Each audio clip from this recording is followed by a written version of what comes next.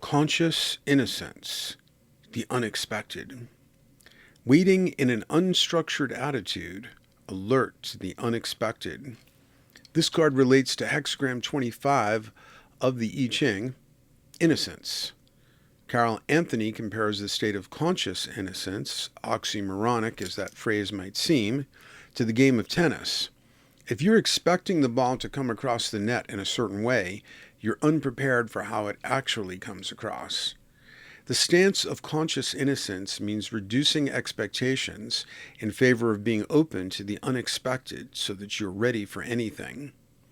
Castaneda, through his character Don Juan, says, "The warrior is always humble and alert." We fall from this sort of innocence when we pre-structure the future, expecting our career, love life, finances, etc. to turn out as we imagine. But man proposes and the Tao disposes. Things rarely turn out as we expect, and that's great because we learn from the challenging unpredictability of life. If we cling to our expectations, however, we are handicapped in dealing with the life that doesn't meet our expectations coming at us right now. We are handicapped in dealing with the life coming at us right now because it doesn't meet our expectations. I need to reword that a bit. In A Guide to the Perplexed Interdimensional Traveler, I suggested that we have a gerund filter in our minds to tell us when we are losing our innocence. The gerund filter involves a list of categories of thought indicative of the ego nervously trying to control the Tao. And gerunds, by the way, are words that end in ing. The position of Taoism, based on the I Ching, is that the universe is unfolding as it should, but the ego, like a nervous backseat driver clutching an imaginary steering wheel in its sweaty, white-knuckled grip, never trusts the nonlinear path of the creative, so completely out of its control.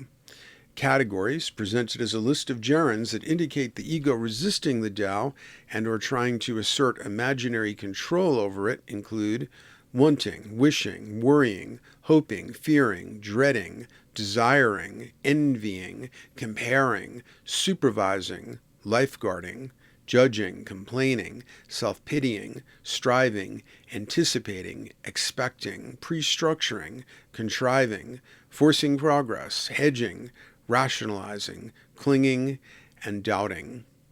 Yes, this is an intimidating list. It shows how often we fall out of the state of innocence. We lose our conscious innocence in so many ways. We fall from innocence when we look aside, as it's put in the I Ching, and compare our rate of progress to others. We lose our innocence when we fall for our ego's desire to see straight-line progress toward our goals, disdaining the inscrutable zigzag path of the creative. We fall from innocence when we find ourselves hoping for or dreading imaginary future events. The fallen mind views everything as a blessing or a curse, but the innocent mind accepts everything, expected or unexpected, as a challenge and a learning experience. Conscious innocence gives us the creative power of beginner's mind.